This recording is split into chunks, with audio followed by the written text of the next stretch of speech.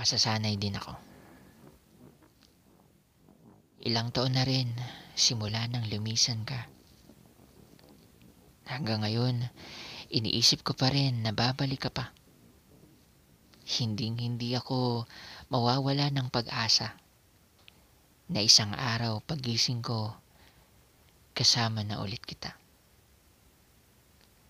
Subalit oo nga pala, wala ka na pala talaga. Tuluyan mo na pala talaga akong nilisan. Kaya kahit sobrang sakit, ang hiling ko pa rin ay sana masaya ka na dyan giliw ko kung nasaan ka man. Sa totoo lang, di ko na alam paano pa ako mabubuhay. Kung pwede lang sanang sundan na kita sa hukay. Sapagkat para na rin kasi akong namatay. Di na kita makakasama. Ano pang aking saysay.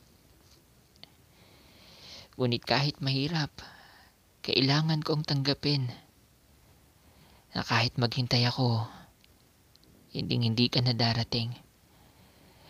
Na wala akong mapapala kahit ano pang aking gawin.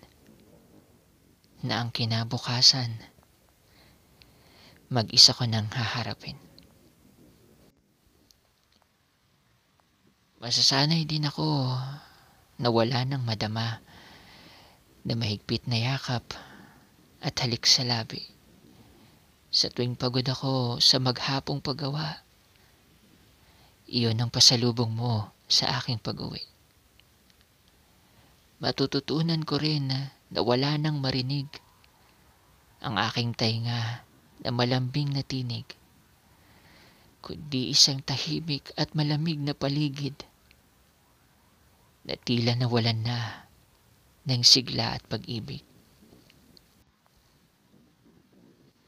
Kailangan ding masanay ng aking mga mata na di na masilayan ang maganda mong mukha, na palagi sa aking nagpapaalala na natagpuan ko na ang aking tadhana.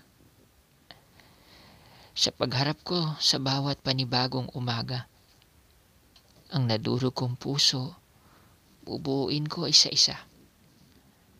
At sa bawat gabing ako'y hihiga na, pagdurugtungin unti-unti ang sariling nasira. Mahal, ngayong wala ka na dito sa piling ko.